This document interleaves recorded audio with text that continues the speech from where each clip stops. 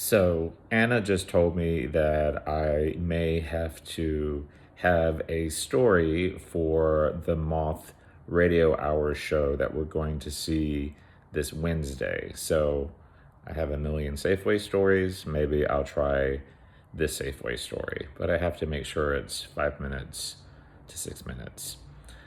So the Safeway I worked at in Richmond, Virginia was on Grace and Harrison Street.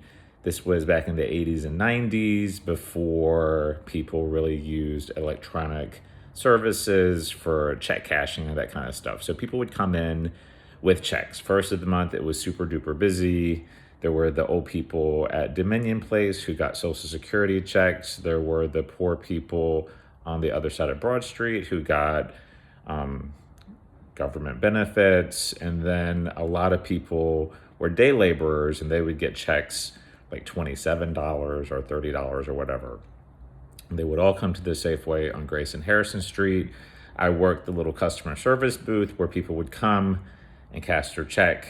And for every, I don't know, $20, we gave them a little Safeway dollar that they could use to buy groceries. That's why we did it. Else we were just running out of money and people wouldn't actually buy groceries there.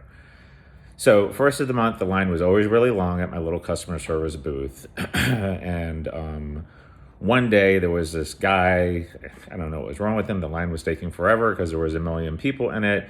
And he was cursing and yelling and calling me the F word and all of this stuff. So it was frazzling me. So I called the store manager, and the manager, I don't remember his name, kicked the guy out of the store. So a little later on, get a phone call. I answered the phones too in my little customer service booth, and somebody's like, "You little faggot, I'm going to wait until the store closes and I'm going to kick your ass." I hung up. I was like, okay. Some time goes by, get another phone call. I'm in the customer service booth, so I have to answer it, and I answer it. "Thank you for calling Safeway. I'm Grayson Harrison. This is Keith. How may I help you?" "You fucking faggot. I'm going to kill you." And then he hung up. And I was like, oh boy. It happened like 2 or 3 more times. So I called the bakery, and I was like, "Listen, when the phone rings, will you guys pick it up and take care of it? This guy keeps calling and harassing." So they're like, "Sure, of course." Maybe an hour or two goes by, and the bakery is like, "Keith, line 2. So I pick up line 2, and of course, is this guy, "You fucking faggot, I'm going to kick your ass." So I was like, great.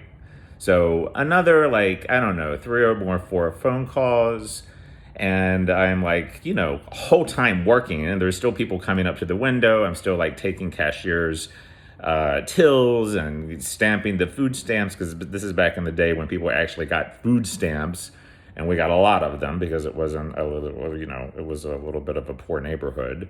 So you'd have to like stamp the stamps with a little store code so that people couldn't use them again. We were encoding the checks. This is back before like modern conveniences, counting money. And this guy kept calling.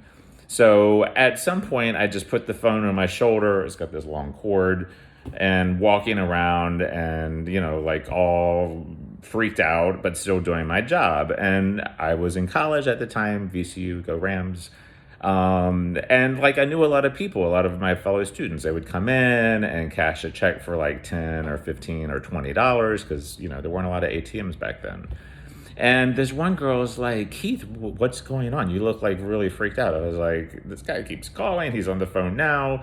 He's threatening to beat me up." She's like, "Is he like yelling and freaking out?" I was like, "Yes." She's like, "He's outside right there through that window. He was on a payphone the whole time, dropping quarter after quarter after quarter." I was like, "What?"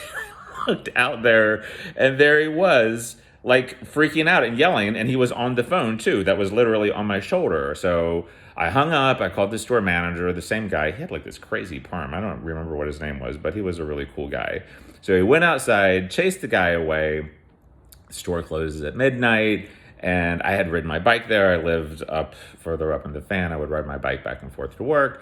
And so the store manager gave me a ride home and kept me from getting beaten up by this guy. So that's my Safeway story, where I escaped a crazy, demented man who I made mad because I didn't cash his check.